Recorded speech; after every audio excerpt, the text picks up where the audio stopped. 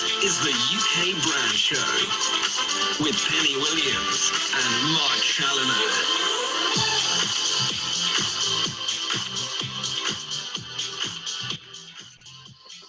Well, good morning, good afternoon, good evening, wherever you are in the world. Hi, Pen. Hi, Mark. How you doing? Very good. How are you? I'm good, but I'm very jealous of all your holidays recently. Yeah, we're back after our summer recess. Yeah. And a couple of quick trips to Italy for me, yeah. That was went to Bath. Sorry? I went to Bath. I thought you said you had a bath. Oh, yeah. You went to Bath. Did you go into the baths? Yeah, I mean, it's a beautiful city. It's amazing that, isn't it? Seeing that's still there. Yeah, it's lovely, and I saw some friends, yeah, all very pleasant, but Florence would have been nicer. Yeah, well, yes. Well, Florence was lovely, yeah. In fact, we didn't actually go to Florence itself. We flew into Florence and then drove down to a little place in Chianti region called Greve. And it's a beautiful little town, a little village, more than anything, I suppose, really. But the point is, it's in the middle of Chianti region, so there's so much Chianti Classico reserves knocking around. Lots of wine. Perfect, yeah, it was really nice. Very nice. So, so it's back to the grounds and back to the show. I've been looking forward to coming back, actually. It's been a while. Yeah, well, we've lined some good guests up for the next few weeks, haven't we? We have indeed. We're just going to have a catch-up today.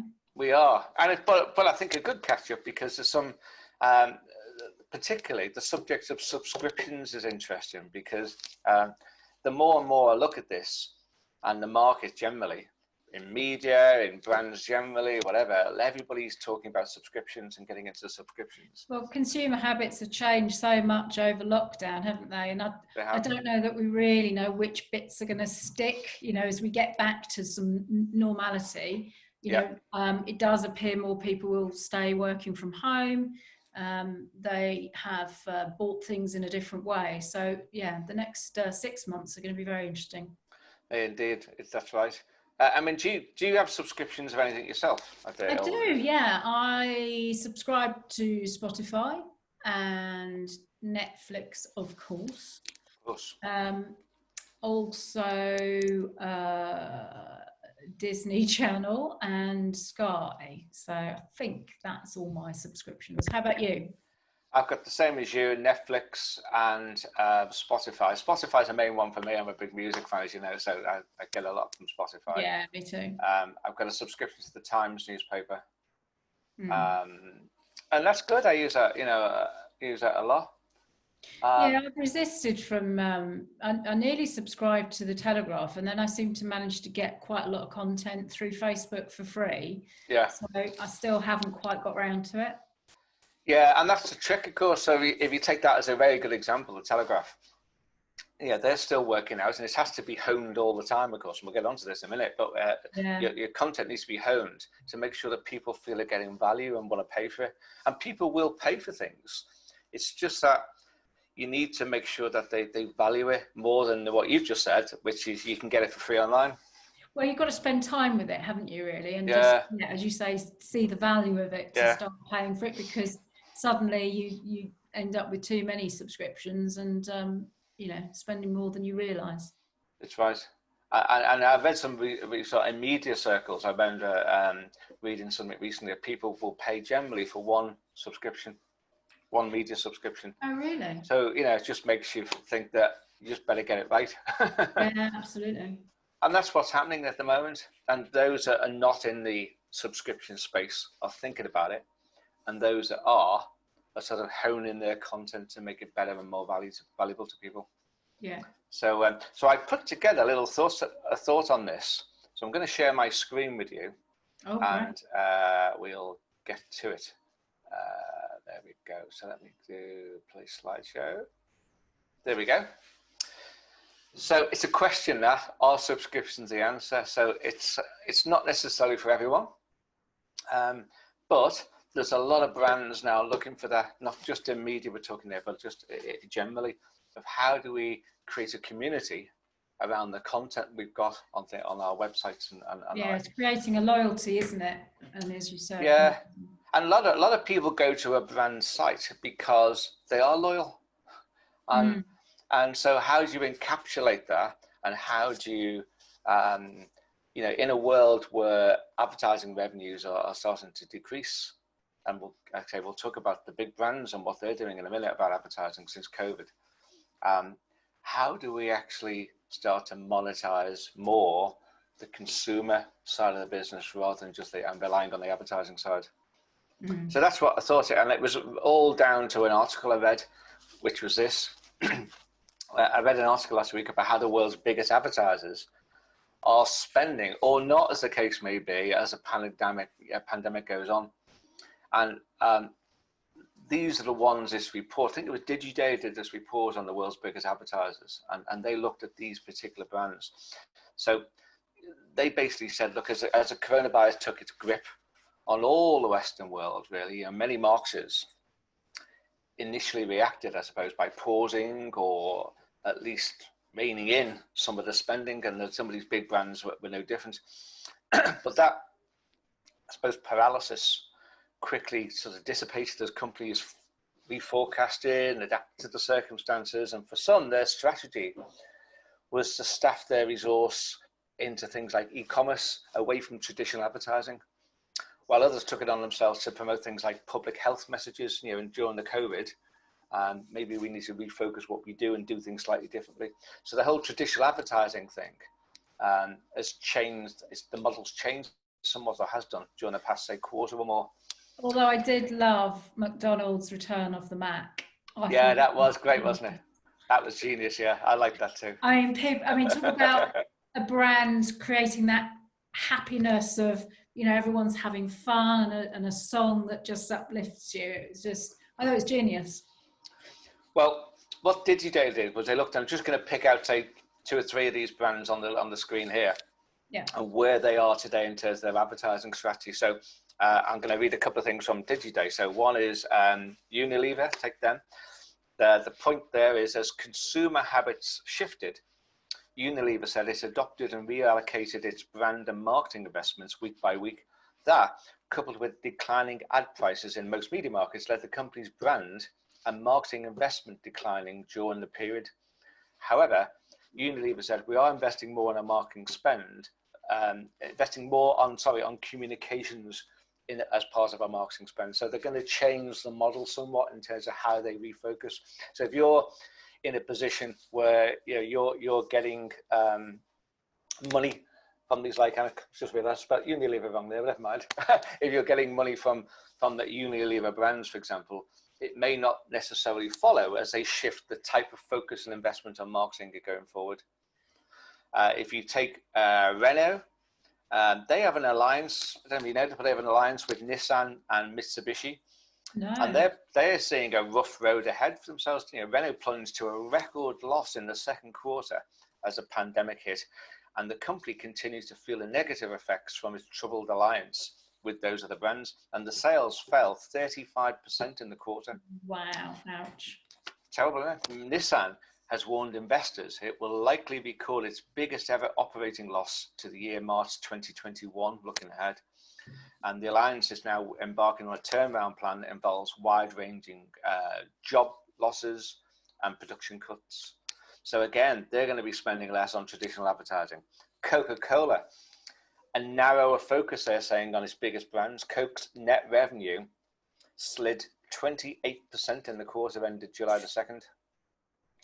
Yeah, again, as lockdown continues, and it hit beverage sales in restaurants, bars, and other out-of-home venues, which it would, of course, because all the bars and restaurants have been shut. So they've been hit massively. You would think Coca-Cola potentially would still get consumer buying. You know, there was an increase in consumers consuming alcohol during lockdown. So that's surprising that the drop is so big. I get it that they lost the restaurants, but I would have thought they'd get you know, some increased sales from consumers. You know, I think, and this is just a personal thing, I noticed during this last few months, going into some supermarkets, I would normally go in and buy one of these big boxes of 24 or 36 cans of Diet Coke or whatever. Yeah. Some places didn't have them. They almost run out, and they only had their own brand stuff, which I don't really quite like. So maybe it was more of a distribution issue than anything else, and getting to the right places where they can sell them. I don't know. But anyway, they suffered. The CEO said, "We believe the second quarter will prove to be the most challenging of the year." So, as they pulled back heavily on marketing expenditure in the period, he said it's now refocusing its marketing investments around the biggest brands and being more disciplined in its experimentation. Ultimately, even though marketing spend will step up from the second quarter, there will be cost savings. So again, marketing spend will maybe rise a bit now, but it's still behind where it was, and it will refocus how they spend it. So if you're used to getting money from the likes of Coke, it may not necessarily follow you'll get it in future. Yeah. GlaxoSmithKline, pharmaceutical giants, they don't talk too much about marketing and advertising strategy, but the company suffered a 2% dip in revenue, which is a lot less than some of the brands. Reason why, I think, is they're at the forefront of getting money in for looking at a vaccine for COVID. Yeah. But they say the company is working with France-based company Sarili to develop this COVID vaccine. So for the UK, it's signed up 60 million cases of the vaccine, while the US has agreed to secure 100 million doses if they get it right. So looking ahead, they're aiming to make a huge amount of money, $656 million in savings between now and 2022. So despite the COVID push, from an advertising point of view, they're still looking at making cost savings because they need to restructure the business, which most companies are doing during this time. Volkswagen, full-blown task force mode is what they say they're in. Their chief finance officer described the first half of the year as the most challenging in the history of the company. Revenue dipped 23% in the second quarter. He said that the car maker was cautiously optimistic about the rest of the year, thanks to the launch of new models, but measures included cutting back budgets in areas including external consultancy and marketing. So again, and then finally, McDonald's, you mentioned McDonald's before, with many restaurants closed and consumers staying indoors, McDonald's global corporate sales declined by 24% in the second quarter. Things are on the up a bit now, and as of June the 30th, McDonald's say that nearly all of their restaurants around the world were open, but not quite in the same way.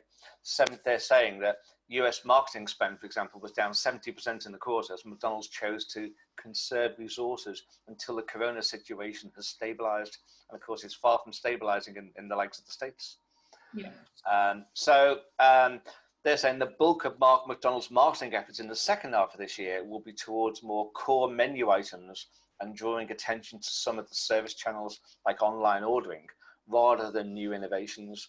So, that will mean that there'll be less spend generally, as they used to, like more or less not a blunderbuss approach, but promoting more and more stuff, different range of stuff. They're going to concentrate more of a sniper stuff now.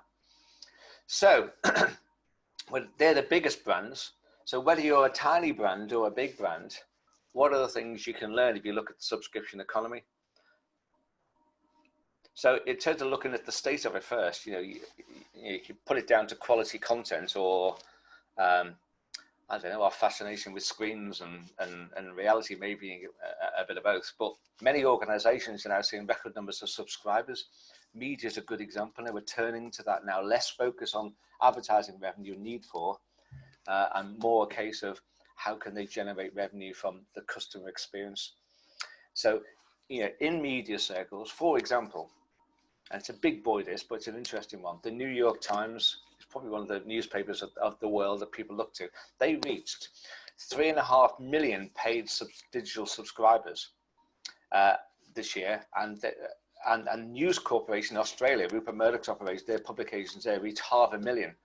And that's just a couple of examples where they're starting now to focus on giving people value-added premium content, which they expect you to pay for in some form.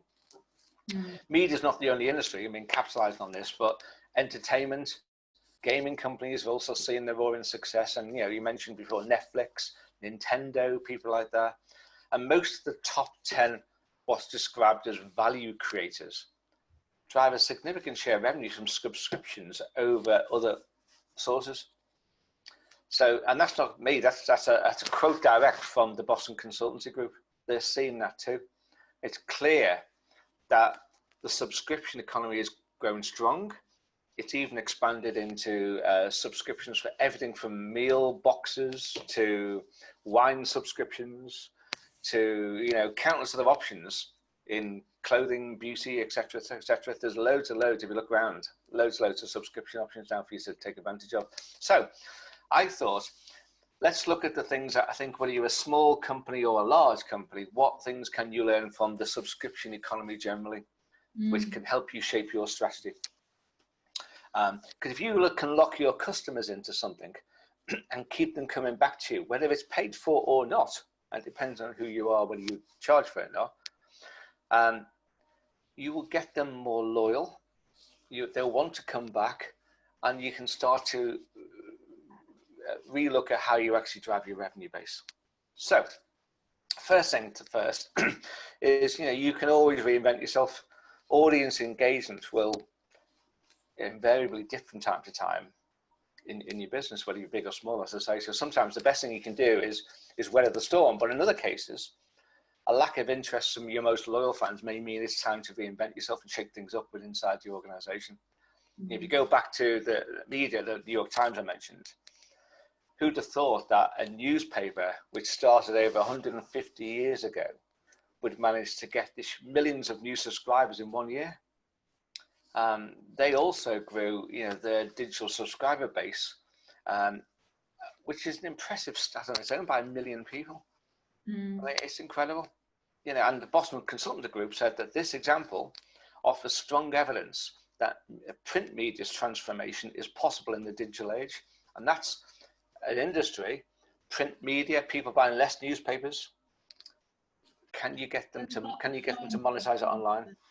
Consumers are wanting this. They're, you know, they are moving digitally. They are. The trick is not necessarily just getting to go digital, but how you then make them pay for it, or how you get revenue from it. And mostly it's all been about advertising revenue so far. And this is the point. How do we start to look at it differently in an era where advertising revenue may not be as forthcoming? So you may want to look at your content, how you reinvest. You know, no matter where your organization is in its life cycle, it's crucial to keep your eye on the trends, what are happening out there, and take chances to reach a broader audience. So, you know, if a strategy you've been trying for a while isn't working, explore a new one. Subscription models are perhaps an ideal choice in this time. So second thing, the 6 things in total. Second thing is, you know, don't think it's too crowded for you. And you know, if you may be thinking, if subscription models are so popular, isn't it a crowded market that I can't really break into? Well, it's true that there's some big players in the subscription economy. For example, if you think of streaming television and movies, you're probably thinking Netflix straight away. But at least since last year, you may also think of people like Disney Plus or BritBox. They've come on the scene, which weren't available before. BritBox has not been as successful, obviously, as Disney, but you know, when Disney launched at the end of last year, 2019, there was a lot of chatter around whether streaming service will be able to capture the market share from Netflix. And you know, by February this year, Disney reached 29 million subscribers. It's still a way off Netflix 170 million, but it's impressive nonetheless. Disney's service also cost less than Netflix, so that gave them a competitive advantage. Yeah. And the content is exceptional. You know, it's all quality. Whereas I suppose arguably some of the Netflix stuff is, you know, there's a lot more of it, but not necessarily the quality of Disney. That's right. So what's the lesson? So whether you've got a local business or a global audience, you know, you can create a unique subscription offering that will offer your market something they'll respond to. Yeah. As long as it's crafted, if you like, to with their needs in mind, think of them. Third thing was all about giving flexible options to customers. You've seen this in media a lot. Say the Times or the Telegraph, for example, pick two, offer you choices of digital subscription packages. Sometimes they offer maybe a light version or a premium version. Use the light version to tempt you to the premium version and change the content that you get depending how much you pay or not, as the case may be. So you can get stuff for free, but with the real experience, you have to pay something towards it. Interesting, The Guardian don't do the traditional subscription model, but what they do, they have what's a bit rudely called the begging bowl option, which is when you read the end of a story, it says, while you're here, would you like to contribute to the success of the journalism in the future? But it's a subscription-based model of some sorts.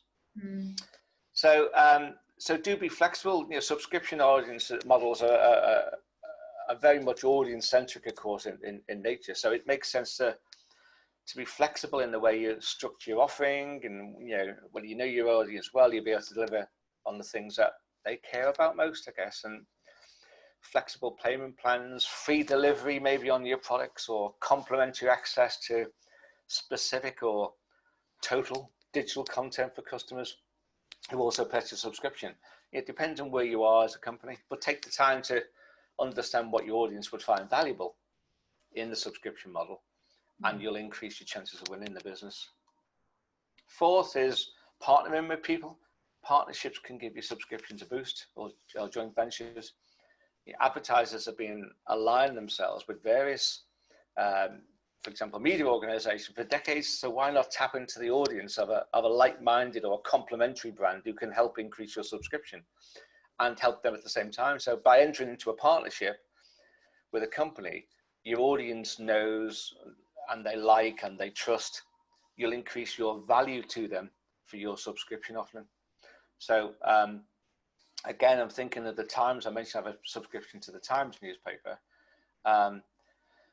They offer things like travel and art and culture and entertainment rewards through their Times Plus program. So loyalty program within the Times itself. And they partner with people to make these things happen and generate revenue on the back of it. So it's a fab way to extend your company's reach and to grow your brand awareness, and at the same time, giving something which hopefully delights your customers. Fifth one is about fine tuning your customer journey, and that can help you increase your subscriptions too. So before you launch a subs program, you need to make sure it'll be quick and simple for your audience to sign up. You don't want to make them work too hard to engage with your content. That's a big fault that people do. You need to evaluate whether your program offers a better customer experience than your competitors. How seamless is the digital journey when someone begins from an email campaign versus, say, social media? And every step should be smooth and and it's right through to your subscription registration page. And once you get your audience to your landing page, how do your payment options stack up versus your competitors? How much information do you require your customers to give you? How do your team test out a process to make sure it's easy to follow? I think we've mentioned this before, but mobile payments and direct carrier billing, charging to your mobile, is a way you can do things now on using mobile payments. We've moved during COVID to cashless society almost. People are paying by card for everything. People are used to paying by card. Can you increase the subscription and make a better customer journey by offering easier payment methods? Don't put your name and address in here and your dog collar size and your mother's maiden name and blah, blah, blah. And then finally, do you want to buy a subscription? You've lost them on the way. So with things like charging to your mobile, direct carrier billing, you can actually just say, put your phone number in, or if it knows you, if your network knows you, you don't have to do that. Just click to charge to your phone. And then once you've got the audience committed to buying a subscription, then you start to ask them, like, give us your details. But they're already committed then. That's the difference. The nuance is get them to pay first, then give the details in more detail, not the other way around, because you'll lose them. Yeah. Anyway, and then finally, about knowing your audience, and don't make any assumptions that you do already. High quality content is paramount to any subscription offering. So it's true for basically all audiences, and don't leave revenue on the table by assuming that a particular demographic doesn't see the value in paying for brilliant content. We've seen this again, a quote here from Boston Consultancy Group. Contrary to conventional wisdom, younger generations of consumers are willing to pay for content, even new subscriptions, but they do not seek them out. That's the point. You've got to find them. They're saying, in contrast, older consumers are more likely to seek subscriptions based on convenience. So the solution is spread the word about your subscription model and tailor your offerings and how you market them to each demographic you target. Customization has got to be the key to evolving, the whole landscape here. So there were just some thoughts. If you're into a worrying situation about how the future is looking in terms of less revenue from advertising, what can you do to try and generate money from a different way? And a lot of people are now thinking of subscriptions as a way to look at the content you offer. How can you make it premium? How can you make it valuable that people want to come back for it more and more? And how you can then start charging for it. And maybe a way to do it is to give a free bit, a light bit, a freemium bit maybe, but you pay for extra stuff added in. So it's about restructuring, maybe reinventing, as I said earlier. Maybe you need to just look at your processes internally and examine. And this applies whether you're a small shop on the high street or you're a big media brand. It doesn't really matter. The same principles apply. So there we go. Matching what, as you say, people have changed during the pandemic. They're working from home more, they're online more. I think a desire for news, although, and I think it's interesting that a lot of people have switched off the main news channels like BBC because they feel they're not getting all the news, and they are looking at other channels now. So it's a good time to be flexible, and as you say, look at the customer journey and add value. That's exactly right. So, and you must do that in your business as well, even from a charity point of view, Kenwood. You must have to examine your process all the time and what gives value to people, getting people a reason to give support to you. Yeah, and I think that we're looking at how we change our services because people have been locked down. We moved some of our services onto Zoom.